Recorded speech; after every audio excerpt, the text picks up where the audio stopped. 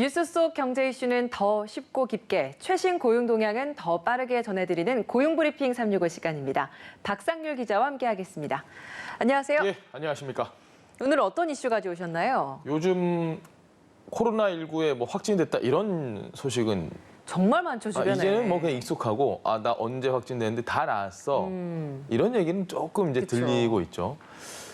완치된 분들 너 다 나았구나. 나 이제 슈퍼 항체 보유자야. 슈퍼 면역 이러다가 며칠 뒤에 또 걸리는 분들, 재감염되시는 분들, 이런 분들 얘기 아마 좀 들으실 겁니다. 여러분 방심하시면 안 됩니다. 코로나19에 감염됐던 사람이 다시 감염되는 사례가 지금 빈번히 일어나고 있습니다. 코로나19와 관련한 키워드 모아봤는데요. 요즘 이 슈퍼 면역자, 본인도 그런 생각 하시는 분들 계실 텐데 이런 얘기 많이 들어보셨죠? 네, 그렇죠. 오히려 코로나19에 걸리는 게 백신 맞는 것보다 낫다. 이런 이야기 많이 하는데 이게 틀린 정보인가요?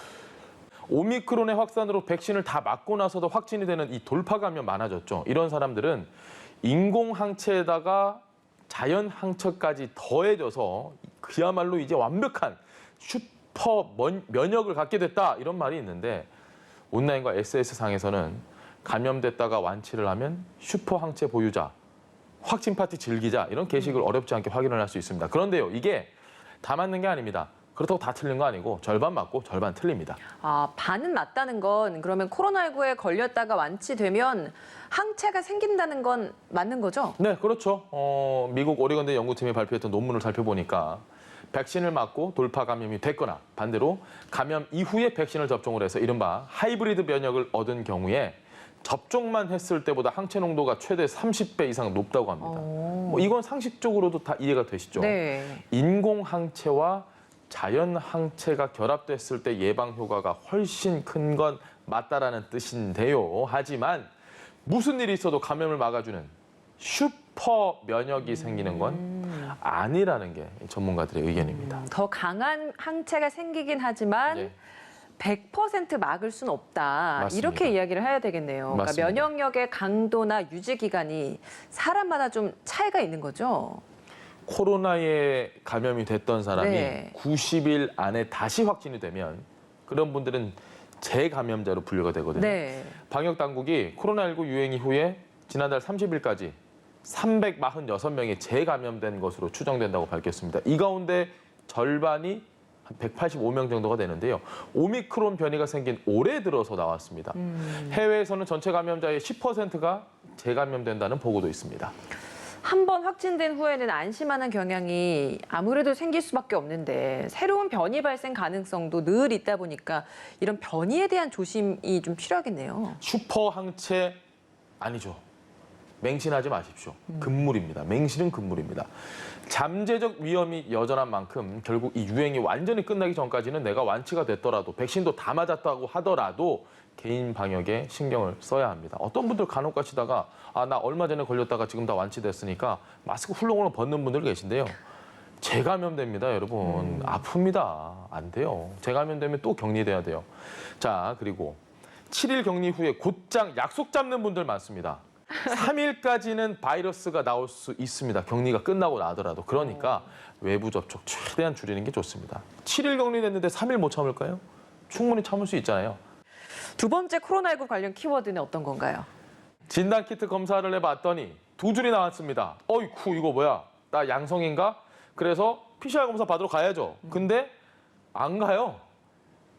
신속항원 검사 안 받아요. 그냥 나 일상생활 할래. 이렇게 그렇게 몰래 이렇게. 나 오미크론 아닌데? 그렇게 하시는 분들은 샤이 오미크론 쪽이라고 이야기합니다. 아니, 코로나19에 걸리게 이게 의심이 되면 주변에게도 좀 알리고 나도 좀 주의할 필요가 있는데 어떤 심리일까요? 직장 갑질 119에 따르면 확진자 증가로 격리자 늘고 있습니다. 공공기관이나 대기업을 제외한 상당수 기업에서 코로나 갑질 벌어지고 있다고 하네요. 올해부터 지난달 20일까지 접수된 제보를 보니까 무급 휴가, 연차 휴가 강요에 따른 임금 삭감 사례, 휴가 보내놓고 임금 짝을 그냥 줄여버리는 거죠. 그런 사례 있었고요. 원고사직 사례까지 나왔다고 합니다.